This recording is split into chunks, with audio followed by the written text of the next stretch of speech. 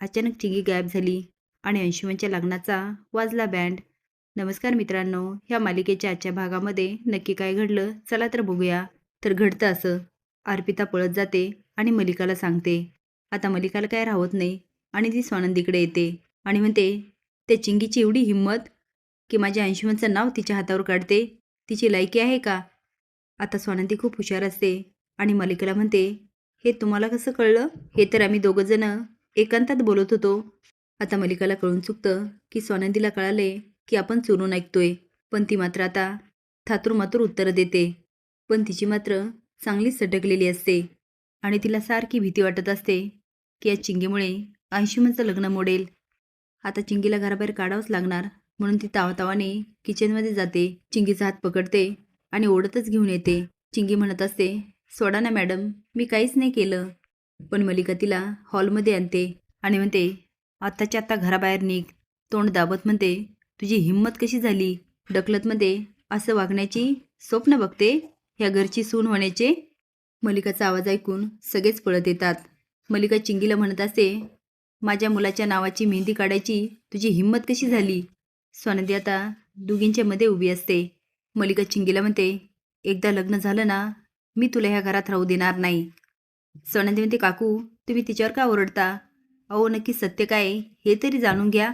मलिका म्हणते, काय सत्य काय असत्य मला जाणून घ्यायची गरज नाही. मला एवढंच कळतं, माझ्या अंशुमनचं लग्न निर्विघ्नपणे पार पाडायला पाहिजे आणि यामध्ये मी कुणाला येऊ देणार नाही. स्वानंदीकडे बघत म्हणते, कुणालाही नाही. आजी म्हणते, मलिका अगं काय चाललंय तुझं? अशी का वागतेस? आणि मला हे कळत नाही, तू त्या चिंगीच्या का मागे लागली? मलिका म्हणते, आई तुम्ही हिलाच विचारा. हिला काय, या स्वानंदीला विचारा यांचं काय चाललं ते. आता कसं बसं सगळं शांत होतं आणि अंशूच्या हळदीचा कार्यक्रम असतो, त्यामुळे सगळे मस्त आवरतात.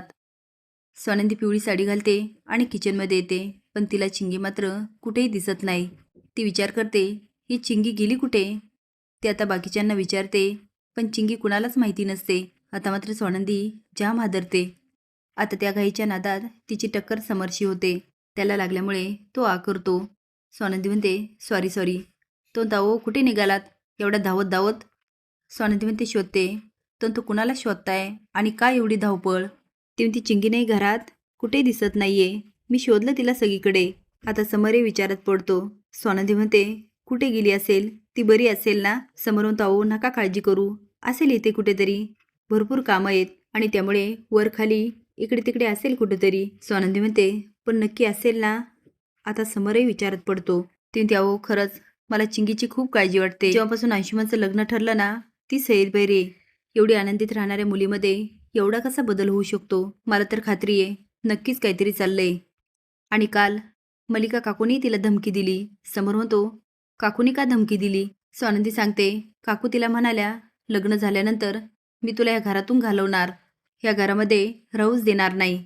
समोर म्हणतो, ते तर मी पण म्हणालो होतो. नाही म्हणजे मी असं नाही बोललो, पण तुम्हाला नाही म्हटलो का आपण तिला निकीकडे ठेवूया, कारण तिच्या आणि अंशुमनसाठी तेच योग्य आहे. स्वानंदी म्हणते, हो पण आता ती गेली कुठे? आपल्याला तिला शोधायला पाहिजे.